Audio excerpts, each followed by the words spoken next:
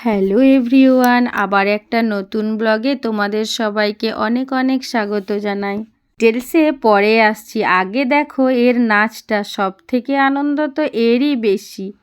আমাদের একটা খুব ক্লোজ ফ্রেন্ডের বাড়িতে অন্নপ্রাশনের অনুষ্ঠান ছিল, তো আমরা সেখানেই গিয়েছিলাম। এই যে সব খাবারগুলো দেখতে পাচ্ছ, এগুলো ওখানকারই। তো সেই জন্যে ভাবলাম যে একটা ব্লগ করে তোমাদের সাথে শেয়ার করি।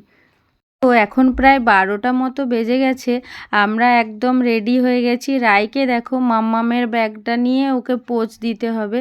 তো চলো একটুখানি হাঁটবো আমরা, আর গাড়িতেও একটুখানি যেতে হয়, সেই জন্য রেডি হয়ে গেছি, তাড়াতাড়ি বেরিয়েও পড়লাম। খাবারের জায়গাটা অন্য দিকে ছিল, আর ওই যে দেখতে পাচ্ছ গেটটা, ওই যে বাড়িটা, ওটা হচ্ছে ওদের বাড়ি।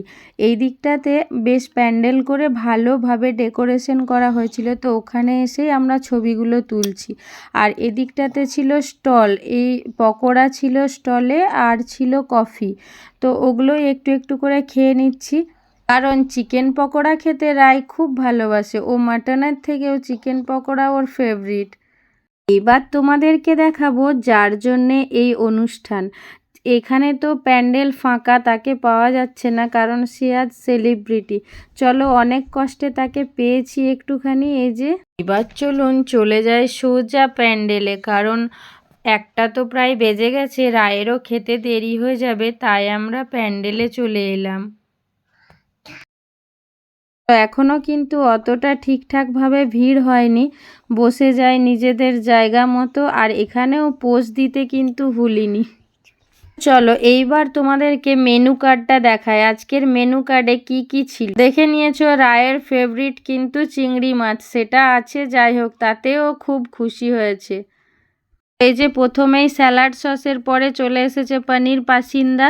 খাবারগুলো খুব গরম ছিল, তাই জন্য রায়কে, এই দেখতে পাচ্ছ একদম পুরো ধোঁয়া উঠছে, তো রায়কে একটু ছাড়িয়ে ছাড়িয়ে দিতে হচ্ছে। ও এরপরেই ছিল পোলাও আর চিকেন, ওটাও চলে এসেছে। চলো এখন এবার ওটা খেয়ে নিই।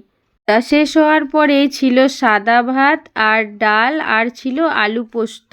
এরপরে দেখো চলে এসেছে চিংড়ি মাছের মালাইকারি। রাই, তোমার চিংড়ি মাছটা কিরকম লাগছে? মাম্মা, আমার খুব ভালো লাগছে। এই দেখো দুদিকে স্টিক ধরে সে মোটামুটি খেতে শুরু করলো। কোন অবধি কিন্তু ও কিছু খেলো না, ওখানেই সেই চিকেন পকোড়া খেয়েছিল। এইবার চলে এসেছে মাটনের কারি ছিল। ওটা ও এতটা খেতে ভালোবাসে না, মোটামুটি প্রথম থেকে শেষ অবধি ও চিংড়ি দিয়ে চালিয়ে দিয়েছে। যেহেতু চিংড়িগুলো খুব বড় সাইজের ছিল, তো ওটাতেই ওর মোটামুটি পেট ভরে যাবে। এরপর ছিল ফ্রুট চাটনি, পাঁপড় আর পায়েস। তারপরে একে একে মিষ্টি এলো। বাঙালির ভুরি ভোজ রসগোল্লা ছাড়া তো কমপ্লিটই হয় না, ওটা ছিল। আর ছিল লট চমচম, আর আর শেষে ছিল দই আর হজমোলা। আজকের অনুষ্ঠান বাড়ি তো আমাদের খুব ভালো লেগেছে। ব্লগটা তোমাদের কেমন লেগেছে অবশ্যই কমেন্ট করে জানিও। টাটা।